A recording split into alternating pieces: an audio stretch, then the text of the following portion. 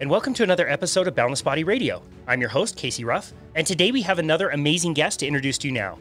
Adam Smith is a life coach and the co-founder of Agameconsultancy, along with two of his other friends who are also named Adam. The Adam that we are chatting with today, the Smith variety, specializes at looking at where you're at, where you want to go, and what's standing in your way. Once you identify that, you can create new techniques to unlock your potential and live a more purposeful life. Adam is a qualified life coach and knowledge broker and can help unlock your biggest fears, self-doubts, and earliest memories to create a more compelling future for yourself. He teaches people how to develop a better morning routine and healthier habits. Having struggled with depression and overcoming suicidal thoughts, he has a great level of empathy and understanding around mental health. Agameconsultancy is based out of Leeds, England, and can be found at www.agameconsultancy.com. Adam Smith, what an honor it is to welcome you to Boundless Body. Hey, thank you very much for having me. It's great. What a great introduction as well. Thank you. Of course. I'm just wondering if you decided like Adam is just the best name ever and you only ever want to work with other Adams. And so you had to search the planet near and far to find other Adams that had the same interest and could start the company with you. Was that the case? Well, I made one of them change the name. It was called Brian before. So no, it was just a wonderful coincidence, really, in a sense. I've known both of them for a number of years, but they've never actually met before. And when I first started my coaching business, they both reached out to me around limiting beliefs and bad habits and all that kind of stuff. So I worked with them individually, and I don't necessarily have favorite clients, but you have some calls which just light you up. And I loved speaking to these two guys. And because one of them's a personal trainer and he also does physiotherapy and the other one's a nutritionist, I just started thinking there's a gap here, because there's great PTs, there's great nutritionists, and there's great coaches, but merging them all into one as one service would be very unique. And the fact that we're all called Adam is definitely unique. So I rang them both up one day and they were both said, yeah, we're in. Dead wow. Easy. That simple. So, because they were both in coaching roles themselves, but their businesses weren't necessarily getting off the ground and they were both quite frustrated. So I said, do you want to join forces? And they both said, yeah. And we've loved it ever since. That's amazing. Yeah, no, you can totally tell you guys work together really well as a team and offer definitely like unique skill sets, which I'm very curious to talk about. It sounds like it goes beyond just answering the phone. And when somebody asks, this is Adam, then the answer is always yes. Pretty easy. If I go back 18 months when we started this podcast, generally speaking, my wife and I are personal trainers. We do nutrition coaching, all kinds of, tissue release. We thought the podcast would be so much more about exercise and nutrition and, all the things that we deal with on a day-to-day, day-to-day level. But I would have been surprised 18 months later to see how many episodes we have done about mental health, behavior change, life coaching, all of this stuff. I would be pretty surprised. It just seems like this topic keeps coming up more and more and more and seems to be so much more important and such a great foundation for changing nutrition and changing fitness and all that stuff. So it really is, again, surprising to me that it's such a critical thing. But before we dive into that, I want to hear about you and your personal story and how you got into what you do today. Sure. So I'll keep it as brief as I can. So I was in hospitality for 14 years. So I did that after working for my dad. He's got his own plumbing and heating business, and I hated that. I did it for about 18 months, and he wasted a lot of money putting me through my apprenticeship, and I hated it. So I went into hospitality, did that for 14 years, worked my way up into higher senior management, and I got to probably the age of, I'm 33 now. So I got into hospitality when I was 18, and I knew that I was done by probably 28, but I started panicking. I was like, I don't know what it is else I can do. There's lots of transferable skills from hospitality, but I didn't have a great education in the sense of academia because I was never interested in school. It's not how I learned information. And I always knew that I loved people. I have an obsession with people and why we do what we do every day and how we can change it. And that's why I love coaching. And that's why I used to love managing people too. So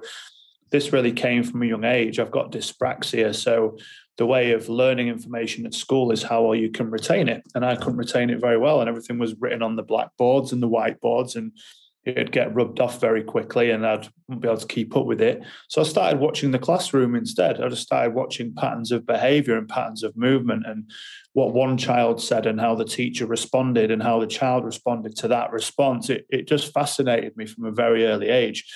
And I carried this through to, until the present day. So it was when I was probably 20, I actually had a life coach session of my own. And I remember coming out of the session and I'd actually taught him more than he taught me. And, his handshake was terrible, like terrible. It was like a wet fish. I hate that. And it's the worst. He had no enthusiasm. He was slumped in his chair when he was talking to me. And I thought, I don't know what a life coach was in a sense. I went for it because it sounded interesting and I came out feeling very deflated. So I guess it was probably on my radar from around that sort of age that's what I wanted to do because I felt like I had more charisma in my little toe than this guy had in his body. So I just never really pursued it through fear. And then when lockdown hit, it was, for a lot of people, it caused a lot of people a lot of pain and frustration. And me too. I had a lot of downtime like everyone did. But it's the best thing that ever happened to me because it made me hit the pause button and it made me reassess pretty much everything. The friendship circles I used to associate myself with, the standards of which I'd speak to other people, the standards of which I'd speak to myself, my daily habits. Oh, you name it. I did some real deep thinking and it changed my life. And, 2 years later, I went from depressed, overweight bar manager to running my own coaching business with two of my best friends. And, we've worked with hundreds of clients, corporate clients, you name it. And it's just been the most incredible journey. That's amazing. We just absolutely love talking to people who took, what on the outset looked like a really terrible thing, a pandemic, and it was terrible in a lot of ways, but used it as an opportunity to create something new, to hit that pause button, like you said, and really be more mindful about what things you wanted to bring back into life after everything had been stopped. I really do appreciate that. I'm curious to know, what are some misconceptions that people generally have about life coaching? Oh, that's a great question because there's many. So I actually recently became qualified in NLP, which is neuro-linguistic programming. And at the time of when we initially had our conversation, I hadn't had that qualification yet. So I was going through my training for it. With life coaching, I think the biggest misconception is that I tell you how to live your life and I've got it all figured out. And I'm this guru that's going to tell you to wake up at 5 a.m. and meditate and da-da-da-da. That's just simply not true. I, very much have set templates in the sense of what I believe will help people, exercise, eating healthily, drinking water, meditation, practicing gratitude aren't going to make anybody feel worse. So those are sort of, basics that I help people with, and creating morning routine and habit creation and all that kind of stuff. But the things that I help people with is vast, really. I'm kind of similar in only in the sense of my approach to Tony Robbins, in that I'm not a therapist, but I've got a unique skill set where I can just help people unlock earliest memories and, their biggest problems within an hour session, just by asking good questions. Because I studied Tony Robbins for many, many years on how he asks great questions and unlocks people's, truth in a very short period of time. And it fascinated me how he could do that so quickly. So I just used to study him incessantly and how he did that. So that's essentially what my job is. My job is to ask great questions and then lead people to the answer. Because we often go, oh, but the answer's staring us right in the face. No, the answer's staring me right in front of my face. My view of the world may be, for example, you need to be in great shape. You need to wake up at 6. You need to drink 3 liters of water, et cetera, et cetera. Somebody else's view of the world might be drastically different. So it's not my answer. Oh, sorry, it's not their answer that's staring them in the face. It's my answer. And that's where my coaching shifted, when I realized that it wasn't ever about me. It's always about the client's interest. So that was probably literally after about a month to 6 weeks of when I first started coaching. I was very much directive, more like mentorship and telling people what they needed to do. But I watched many videos, read many great books around it. And there was one around NLP. It just said, it's just because they've got a different view of the world than you. And that really hit me. So, when PTs and coaches and they're telling clients what they must do, ask more questions. What is it you really want? Do you actually want to lose weight? Do you want to improve your strength? Do you want to become fitter? Do you want to increase the size of your arms or your legs? It doesn't really matter, but we're so busy in the coaching remit of pointing the finger and letting our, gums flap as opposed to keeping our mouths shut and keeping our ears open. So once I learned that skill of just sitting quietly, patiently, holding that space with someone, asking great follow-up questions, that changed everything in terms of life coaching. So I think that the biggest misconception is that we tell you what to do. And, there will be some coaches that do that, but that's not what I do at all. Wow, that is really well explained. We couldn't agree more. That skill of listening is so critical. I could always tell if I was around like a brand new personal trainer when they were doing a consultation, because they might sit down with somebody and say, well, how much weight do you want to lose? And it's like, hold on, you don't even know that person wants to lose weight. It's so much better to sit down and listen to somebody, let them talk things out. And oftentimes they'll come up with the solutions themselves when we didn't really even do anything to help them along. We talk a lot about different techniques and things to change behavior. And I think all of us are aware, at least at some level, of some things that we could do. And they're simple things. They're not terribly complicated things, but that doesn't mean that they're easy. Can you talk about the difference between simple and easy, and how some of these strategies might be simple, but they can be kind of difficult for people? Oh, God, yeah. When you look at something like, we'll use weight loss for an example because it's an easy one to go to. Or let's say, fitness journey, however you want to word it, but we'll go with weight loss because a lot of people really say that's what they want. So weight loss is really, really simple, but it's really not easy. It's simple, calorie deficit, make sure you've got a well-balanced nutritionist diet that you can stick to, drink plenty of water, make sure that you're active. You'll lose weight. It is that simple. Is it easy? No, because there is so many complexities around why that person can't lose weight. Not only in the health sector, because I don't know every reason around it, around thyroids and what have you. I don't know the science behind all that kind of stuff.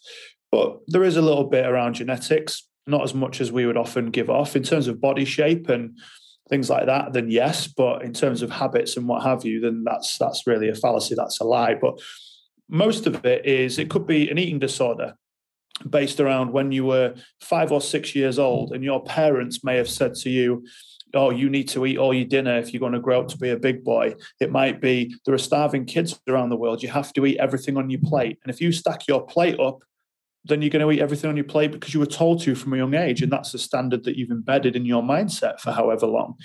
It might be that you don't have the resources to be able to do it, or you don't know where to look in order to achieve those resources. It might be that you've got this limiting belief that you deserve to be happy instilled in you from a very young age because your football coach told you were rubbish and that you were never going to make the team. So you've applied that to every other aspect of your life, which is known as an emotional anchor. So every difficulty or challenge that you've experienced throughout the course of your life will just reaffirm that anchor of not being good enough, of not deserving. So even if you got towards your desired end outcome, you would feel like you didn't really deserve it. So this is where self-sabotage kicks in. It might be that they've given themselves way too big a goal to hit in the first place. So I'll run through it very quickly. It's something we refer to as the 5 stages of making lasting change. So the first one is you have to be painfully aware that there's a problem. Number 2, you have to make a decision to change. Number 3, you have to make sure that you get a strategy in place. Number 4, you have to make sure that you're accountable to somebody. And then number 5 is take massive imperfect action. If you don't do it, those 5 things, I really don't believe you'll see long-lasting change, because people put so much emphasis on one end goal and then they've got no continuation plan. There's no strategy to take it forward. So if you put all of your worth and success in weight loss, let's say, and let's say you weigh, 200 pounds and you want to get down to 175, and then you get down to 175, then what happens? If you're at 176, does it mean you're a failure, even though you might have changed all your habits and you might look better than ever, but you've said 175.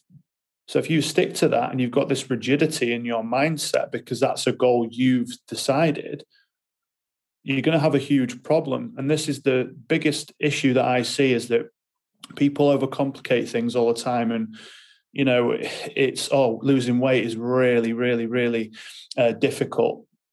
And it's like the method isn't, but the things that back it up definitely are. So I would say there's a huge difference between what's simple and what's easy.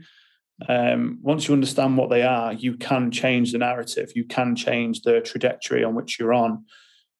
Because like I said, most of the time it's instilled from a very young age, our beliefs about what we think of ourselves and what we think of the world too. Yeah. Wow. That's amazing. I see that all the time in races and events and things that people are training for. And they really, truly don't realize it is the journey. It's not the destination. That day is going to come and go in the blink of an eye. It's everything that leads up to that and everything that continues after that. It sounds cliche, but it really is all about the journey. And it's a process of never really like truly arriving. You mentioned goal setting, which I think is really important. I think a lot of people get this one wrong. How can we make smarter goals that better align with what we truly want in life and that are different than like you said, like an event that comes and goes and is done, or weight loss that's achieved, which is just a number on a scale? Yeah, sure. So I've got some statistics around goal setting, actually. It is very, very interesting. The main reason as to why most people actually fail their goals. It could be a number of things. Too big a goal to start with, not knowing what the desired end outcome is, not necessarily writing down their goals in the first place. Only 9% of people actually write down goals. And this is based in stats in America. And of that, only 3% of people actually achieve their goals too, which is quite frightening, really. Wow. Considering most people say to me, I write down my goals all the time. And, loads of people say this, and some of them must be lying because at the end of the day, the statistics say different. So essentially, if you want to achieve a goal, put a date to it. It's something known as a see-through goal. So how it works is you put a date to when you actually want to achieve the goal, and you're reflecting on the goal as if you've already done it. So this is very, very powerful. So when you get to, I don't know, let's say I want to run a marathon. So you go, right, okay, when do you want to run the marathon by? I want to do it by September. And let's say it's, as the date is today. You want to reflect on it as if you've already done it. So how it works, the see-through goal is, this is an example. It's September the 20th, and I'm driving back from the New York Marathon with my partner, Steve, or my partner, Joanne, or whatever. And we're reflecting on how incredible the marathon was. The next bit is you want to say the continuation. I've already booked my next marathon, and it's going to be in Boston in X amount of time. I'm going to set daily goals to achieve that and make sure I have a coach to keep me accountable. So if you do it like that, you're almost reflecting on as if it's already been completed. So these are the statistics, the probability of achieving a goal. 10% if you have an idea of what the goal is, you'll achieve it. 40% if you decide to do it. So only 40%. So if I decide to start doing a marathon, there's a 40% likelihood that I'm actually going to do the marathon. Wow. It goes to 50% if you make a plan to do it. It goes to 65% if you promise someone else you'll do it. Then it goes up to a massive 95% if you have a specific accountability appointment with the person that you've committed to. So if you said to your wife, let's run the, again, for example, marathon in September, and then we're going to do a see-through goal together. We're going to write down as if we've already achieved it on reflection, and then get a continuation plan. You're 95% likely to actually achieve that goal. Wow. But most people just have an idea. This is where New Year's resolutions come in, and this is why they're so terrible.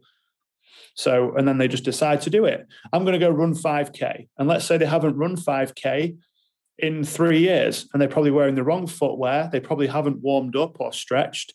They're probably not adequately hydrated. And then they go to run the 5K. They get to 2K. They can't breathe. I'm a loser. I'm a failure. Why did I even bother in the first place? And then they quit.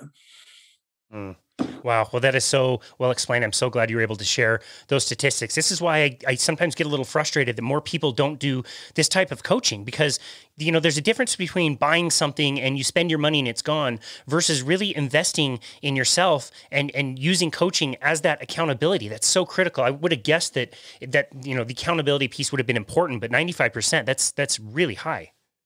Yeah, it's crazy. Like, we say it all the time.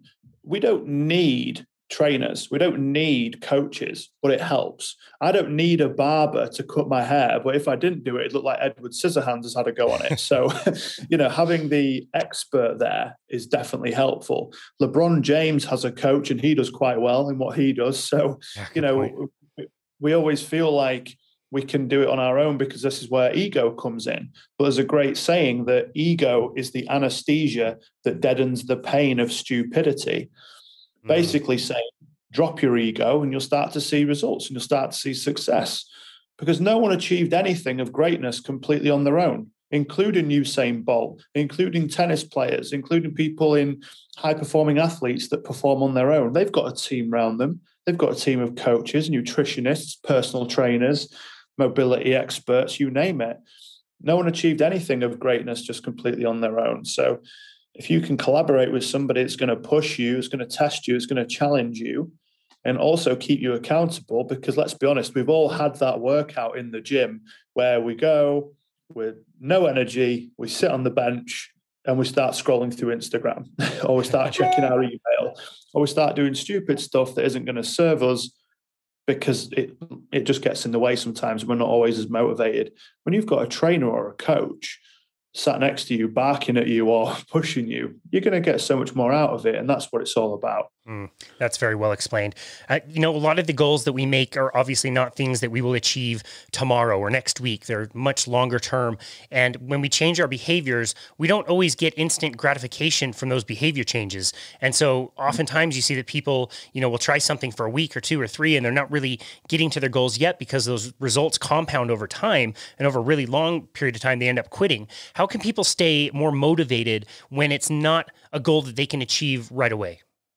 Yeah, such a great question as well, because this is the full game, isn't it? It's patience. And if it's taken you 2 or 3 years to get out of shape and get miserable and depressed, it's going to take a little bit of time to get out of it too. And a lot of the cliches do come into play here, which is about being 1% better than you were yesterday. It's you versus you. Comparison is the thief of joy. I could go on and on. But in reality, it either matters to you or it doesn't. And the problem is most people associate a bigger pain with change than they do about remaining the same. And if you're miserable, there's no pain worse than staying the same. So most people don't quit smoking or quit drinking alcohol because the pain they associate is, oh no, well, I'm going to, stop being a social. I'm not going to see my friends as much when it comes to alcohol, for example. Think about all the things I'm going to miss out on. They don't think cirrhosis of the liver. They don't think affecting my bank balance. They don't think causing me anxiety, which is what it's currently doing right now. So there's a great phrase from in my opinion, one of the best habit books around called The Compound Effect by Darren Hardy, which is elephants don't bite you, but mosquitoes do. It's the little things in your life that are tripping you up right now.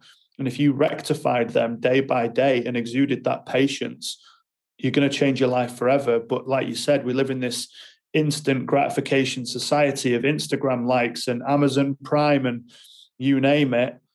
Unfortunately, there is no quick fix to this. You can get quick results by doing stupid fad diets, but that's not sustainable. That's not going to create long-lasting change for you.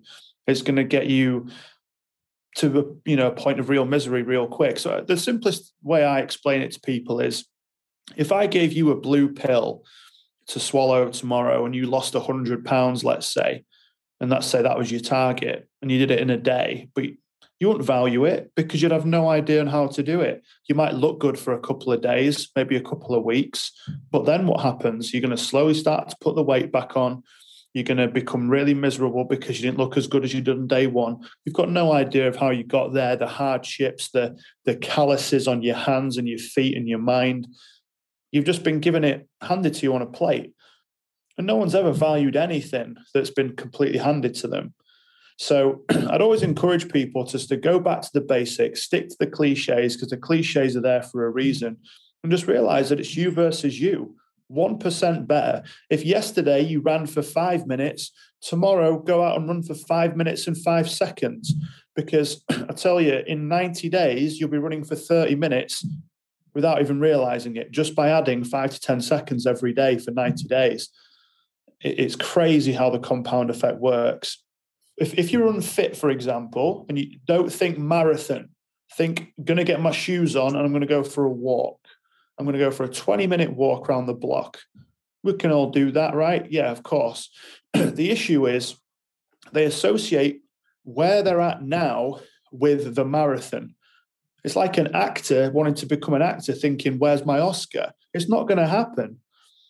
If you want to become an actor, think local acting school, think getting an agent, think going out there for auditions. You don't think, oh, where's my Oscar next to Leonardo DiCaprio? And that's exactly the same with fitness and with health in general.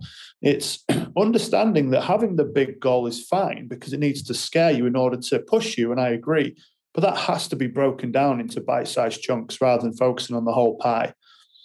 Wow. There's also this concept of like, I'm seeing where I want to go, where I want my life to be. I want to be the Leonardo DiCaprio, but I'm comparing myself against how much further I have to go versus looking back and saying, look how far I've come. I've already grown in so many different ways and done so many things to get to this point. I think that's a much kinder way to realize that we have grown quite a bit, even when it seems like we've got so much further to go.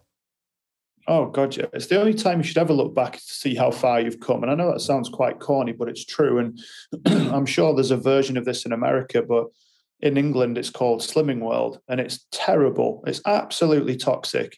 You get given a very restrictive diet. You're allowed certain food groups and other food groups are demonized, which I hate anyway. Too much of anything can be a bad thing, right? So, and at the end of the week, you go in a group environment and they do a weigh-in. And it's primarily, not always, but it's primarily groups of women. And obviously women's weight can fluctuate so drastically compared to men's, mainly through the menstrual cycle, but also due to water retention and other reasons and hormones and what have you.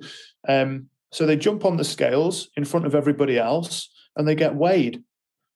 And, it's like if you lose 4 pounds, you get a big round of applause. If you put 1 pound on, God forbid, which could be a bowel movement, by the way, you get demonized. Not like insulted, but it's like, oh, why have you put weight on this week? Even though that person might be a mum of 3, she might be working 2 jobs to make ends meet. She might be waking up a little bit earlier, eating a little bit healthier, drinking a little bit more water. But now, just because she's put 1 pound on, all that self-worth is just thrown out of the window because of what a scale says. It's ludicrous and it has to stop.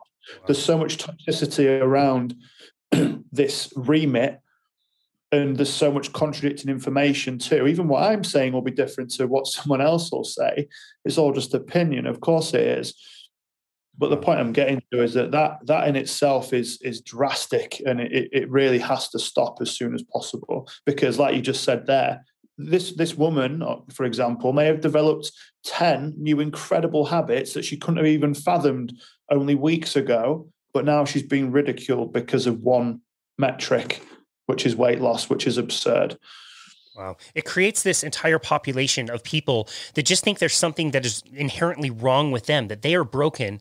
Everybody else is doing great, but they suck and they'll never get to their goals. And for every like one-on-one consultation I have with people, that comes out at some point, generally speaking, for most people.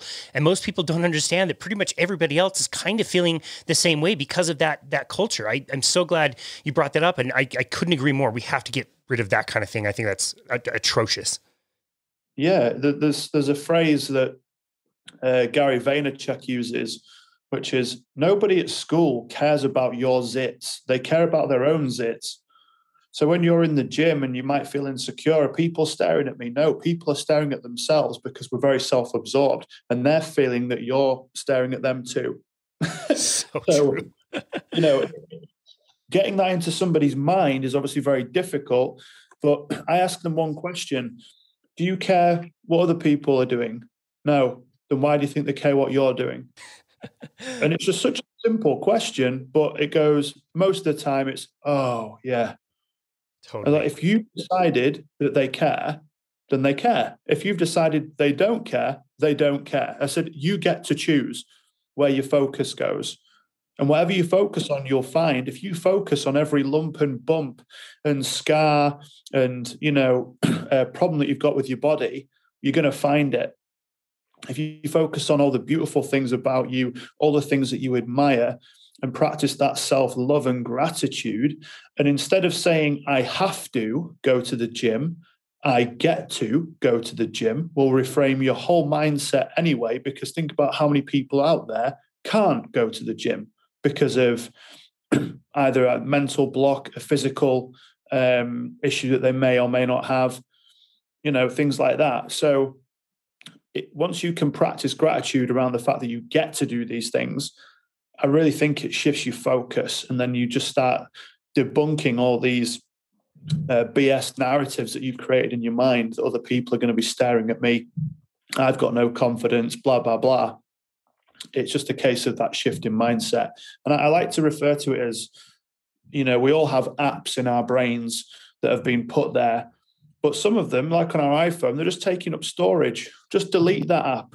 Do you need it? Do you need self-doubt anymore? Do you need limiting beliefs anymore? Do you need lack of confidence anymore? No, just delete it. It's still going to be there. It's still going to be in the cloud. You can't get rid of it forever completely.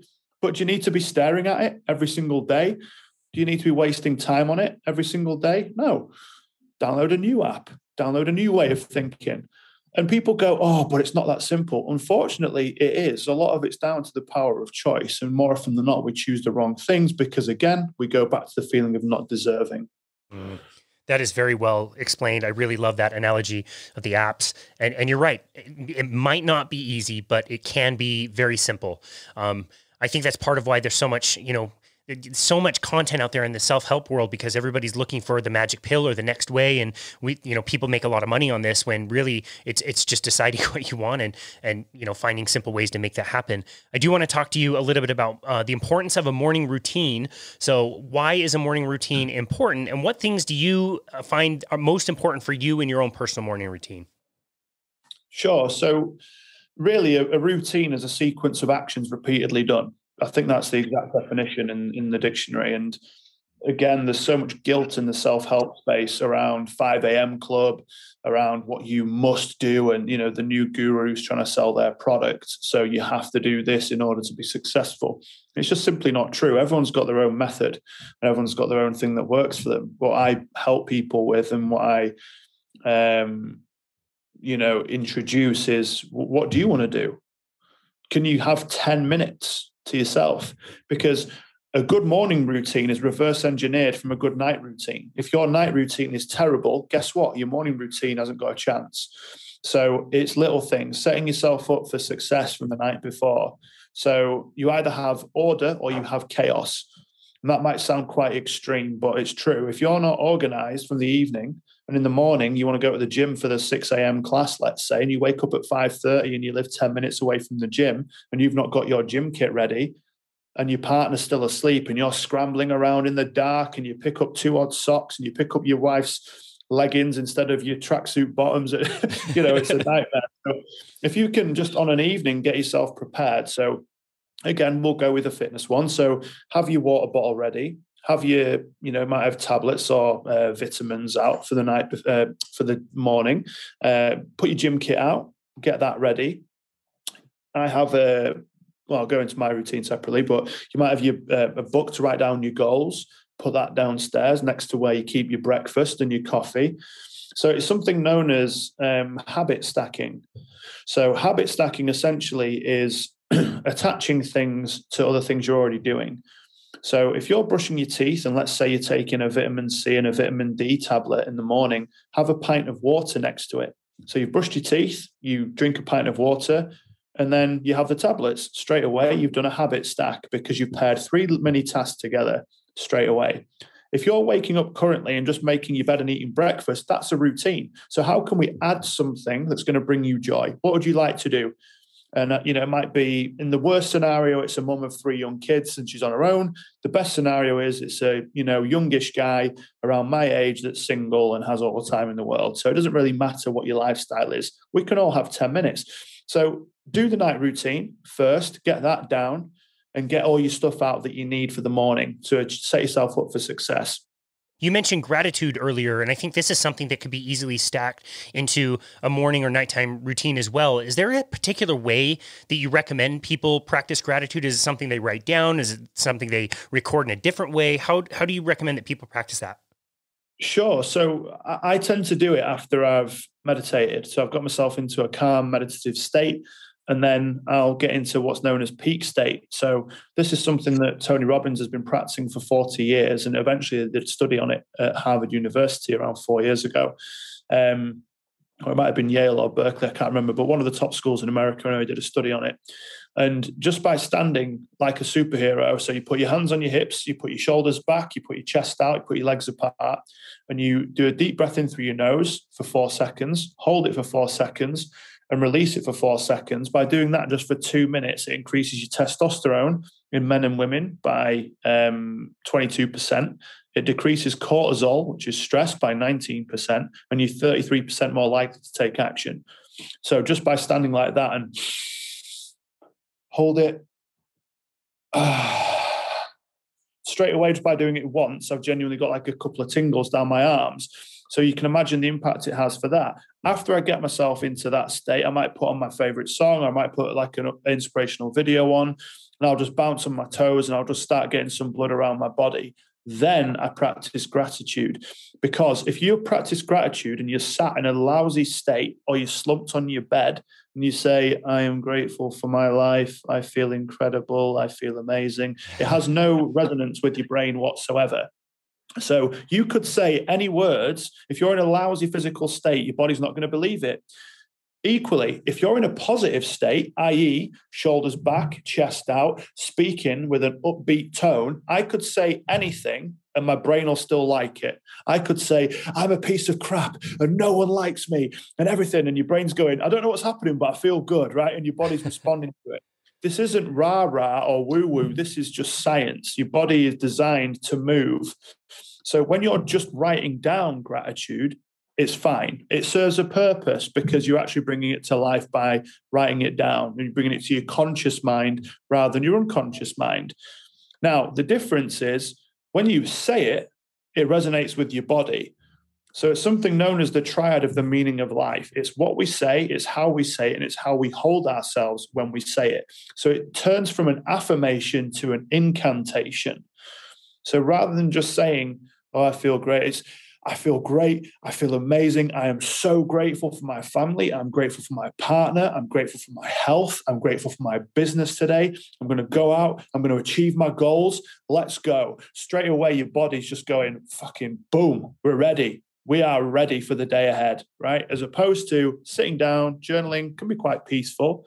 And again, this is just what works for me. I like to get going. I like to get my blood pumping. Some people might find it a bit too intense. So just do what's comfortable for you. I'd always start by writing it down for sure, because you can't be grateful and take things for granted at the same time. And we often take things for granted every single day. Even me, we all do it.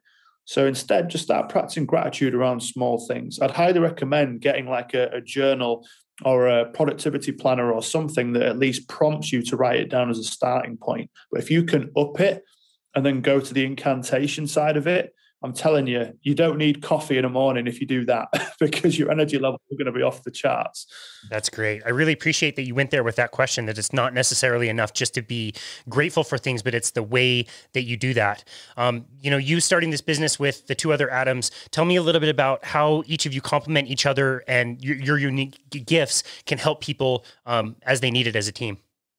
Yeah, sure. So it's not only in the skill set around getting the client the result, but actually how the business functions too. So I'm obviously the mindset coach. Adam Mayhew is the nutritionist, and he's also like an ultra marathon runner. So his mindset is off the scale in terms of, like David Goggins-esque. So he's great for the mindset stuff too. And the other Adam Hindley is a physiotherapist and a personal trainer. So we tend to specialize in like 8 to 12 week programs for people. Not you'll change your whole life and have a 6-pack and have a Lamborghini and be a millionaire, but it's a great starting point. If you focus on yourself for 90 days, you can really start to change your life around. So we give people full nutritional plans, recipes, menus, work out your macros, calorie deficit, you name it. Everything's catered to the client. We've got mobility programs, we've got CrossFit exercises, gym programs, again, all things around body and functionality.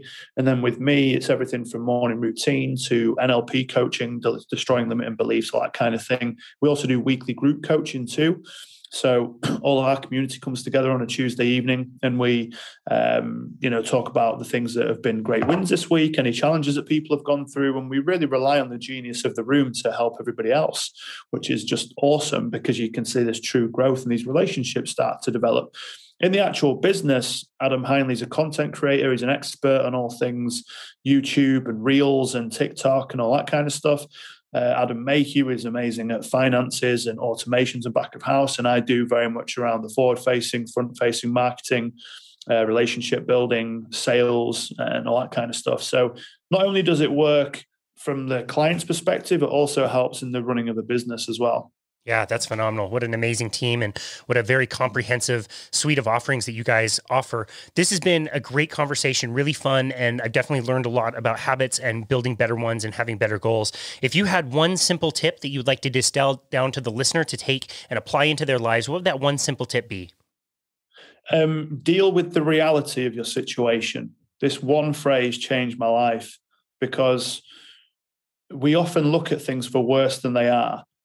And then, eventually we have to look at it for better than it is as well. But just deal with the reality of it. If you're overweight, own it. I'm overweight and I want to change. If you're in a relationship and you're miserable, again, look to change it. Either figure it out, talk about it, or leave the relationship. If your business is failing, deal with the reality of it. Do I need a loan? Do I need to speak to somebody? Do I need to gain a mentor? Do I need to cut costs? Regardless of what it is, you can apply it to any area of your life. But just deal with the reality and don't make it worse than it is. Look at it for what it is.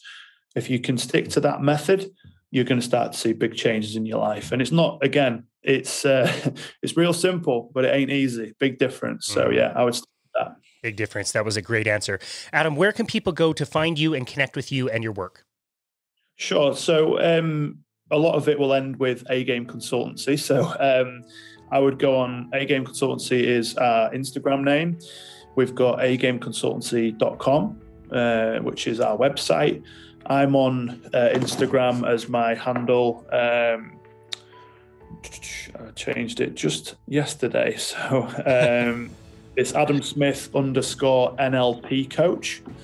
And we've also got a YouTube channel called Bring Your A Game, which has got a load of different podcasts and videos and weekly things that we do for people as well. Awesome. We will link to all of that in the show notes. Adam Smith, one of 3 Adams and co-founder of A-Game Consultancy. Thank you so very much for all of your work, for discovering some of this stuff yourself and sharing it with us in a way that's really easy. Again, not easy, but simple and practical and things that we can apply into our life. So thank you so very much for all of your work. And thank you for appearing on our show today. We are really grateful for you. Yeah, thank you, Casey. It's been great chatting to you. Absolutely. And this has been another episode of Boundless Body Radio.